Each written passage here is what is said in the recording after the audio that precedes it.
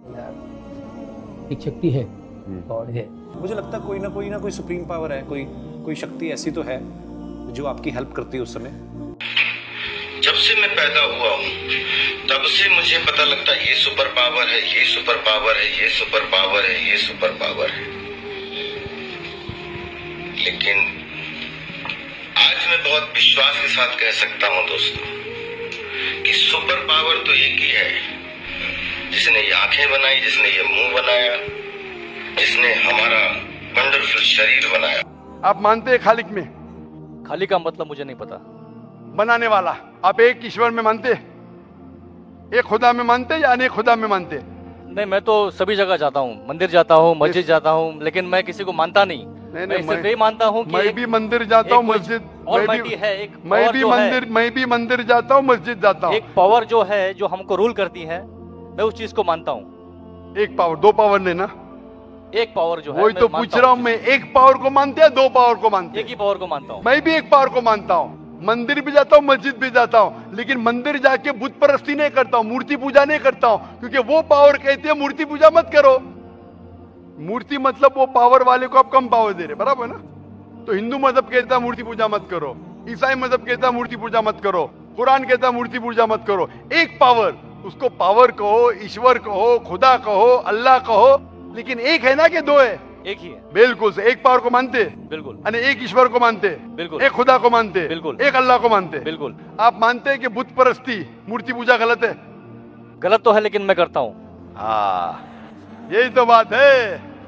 आप मानते हैं गलत, अल्हम्दुलिल्लाह, करते वो चलते आ रहे हैं, बचपन से चलते आ रहे हैं। मेरे परदादा भी कहते थे कि जमीन चपटी है, लेकिन मैं जब स्कूल में जाता हूँ डॉक्टर बन गया।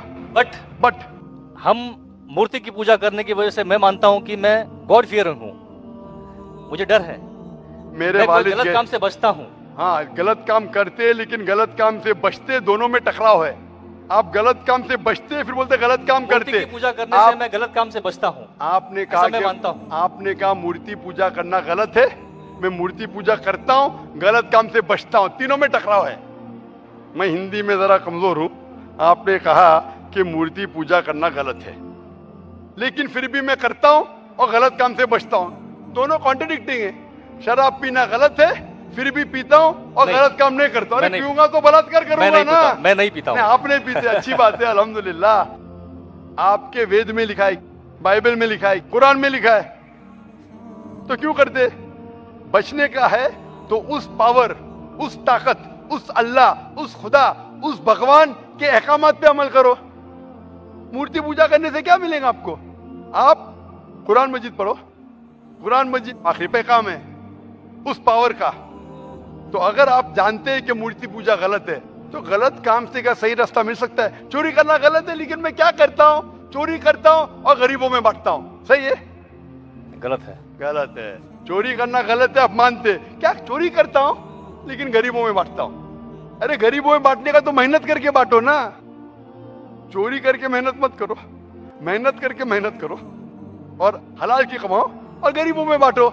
उसी तरीके से जो आप जानते हैं मूर्ति की पूजा गलत है, फिर क्यों करते? क्योंकि आपके परदादा करते आए हैं। मेरे परदादा कहते थे दुनिया चपटी है, लेकिन मैं कहता हूं दुनिया गोल है क्या चपटी है? गोल। आपके परदादा क्या कहते थे? चपटी क्या गोल? गोली कहते थे। परदादा? आपके बाप दादा ने परदादा गोली कहते थे। कभी 1000 साल पहले? बिल्कुल। आपके दादा का नाम क्या था? पता नहीं। हाँ, तो आप खाली हवा में फेंक रहे हैं। इंसानियत 1000 साल पहले कहती थी कि दुनिया चपटी है। आपके परदादा का नाम क्या? मैं नाम लिखूंगा ना साइंटिस्ट बुक में। आपके परदादा का नाम क्या है? पता। आपके परदादा क्या कहते थे? दुनिया चपटी है क्या गोल है? मैं कुछ नहीं कह सकता इसके बारे में, क्योंकि मैंने सुना नहीं है क्या कहते थे। लेकिन साइंस कहती है, मेरे परदादा और आपके परदादा कहते थे कि चपटी है।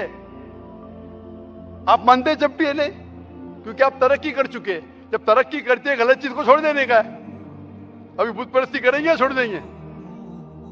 कोशिश करूंगा छोड़ने की। हाँ, ये बात हुई ना, ये मर्दानी बात हुई ना।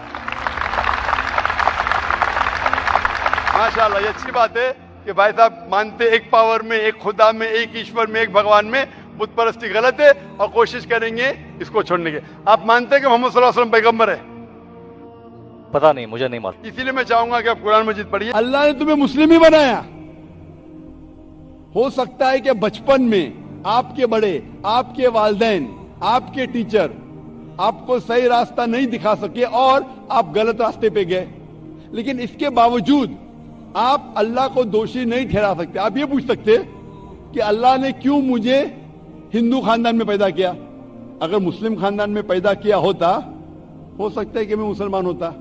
अल्लाह ताला फरमाते हैं कुरान मजीद में, सूरह फुरकान में, सूरह नंबर 25, कि अल्लाह अगर चाहे तो सारे इंसानों को मुसलमान बना सकता है। लेकिन फिर टेस्ट क्या है? अगर टीचर चाहे तो सारे स्टूडेंट को पास कर सकता है, लेकिन टेस्ट क्या? टेस्ट वो होता है क्या टीचर सही तालीम देने के बाद इम्तिहान लेता है। जो आदमी सही जवाब देता है वो पास होता है, जो गलत देता है फेल होता है। तो अल्लाह ताला ने सारे इंसानों को अपना आखिरी पैगाम दे चुका है कुरान मजीद। उसके बाद अगर इंसान उस पर अमल करते तो पास होते, अमल नहीं करते तो फेल होते। और अगर आप अल्लाह से कंप्लेन करेंगे कि क्यों मुझे हिंदू खानदान में पैदा किया, तो अल्लाह ताला फरमाते हैं कि आप किधर भी पैदा हो, चाहे मुसलमान खानदान में या हिंदू खानदान में, ये कहना कि हर इंसान जो मुस्लिम खानदान में पैदा होता है जन्नत में जाएगा, बिल्कुल गलत है। सिर्फ मुसलमान खानदान में पैदा होने के बाद और मुस्लिम नाम रखने से इंसान जन्नत में नहीं जाता है। जन्नत में जाने के लिए एक अल्लाह में मानने के अलावा, अल्लाह के रसूल में मानने के अलावा उनके अहकामात पे अमल करना चाहिए। हर मुस्लिम अमल तो नहीं करता है, तो हर इंसान जो मुस्लिम खानदान में जाएगा, जो मुस्लिम खानदान में पैदा होता है, वो जन्नत में नहीं जाएगा। लेकिन अल्लाह ताला ये फरमाते हैं कि हर इंसान को, सूरह फुसिलत में सूरा नंबर 41 आयत नंबर 53 अल्लाह ताला फरमाते सनूरीम आयातीना फिल आफाकी व फी अनफुसिहिम हत्ता यतबय्यन अन्नहु हक, कि बहुत जल्दी हम आपको अपनी निशानियां दिखाएंगे। अल्लाह ताला फरमा रहे इंसानों से कि जल्द हम आपको हमारी निशानियां दिखाएंगे होराइजन्स में, ताकि आप पे वाज़े हो जाए क्या हक है, क्या अल्लाह एक है, अल्लाह के अलावा कोई माबूद नहीं है। लेकिन हक जाहिर होने के बाद हर इंसान उस पर अमल करना जरूरी नहीं। वो सोचने लगे, वो इंसान सोच सकता है कि अगर मैं इस्लाम कबूल करूं तो हो सकता है कि मेरे दोस्त मुझे छोड़ देंगे, हो सकता है कि मेरे वालिदैन मुझे जायदाद से दखल कर देंगे, हो सकता है कि मुझे मेरे तिजारत में नुकसान हो। तो ये सब चीजें इंसान को बहुत बार भटकाती है और हक कबूल करने से रोकती है। लेकिन आखिरत के दिन के ऊपर आप ये अल्लाह से कंप्लेन नहीं कर सकेंगे कि मुझे किसी ने भी इस्लाम के बारे में नहीं कहा। इसीलिए कुरान मजीद में लिखा गया है सूरह अनाम में सूरह नंबर 6 आयत नंबर 158 कि उस दिन, आखिरत के दिन, अगर आप कहेंगे कि मेरे वालिदैन बुत परस्त थे, मूर्ति पूजा करते थे, इसीलिए मैं कर रहा हूं, तो अल्लाह ताला फरमाएगा ये बहाना नहीं चलेगा, क्योंकि अल्लाह ताला खुद हर इंसान के दिल में वादे कर देता है हक क्या है, और वादे करने के बाद आपके पास कोई शिकायत का मौका नहीं रहेगा।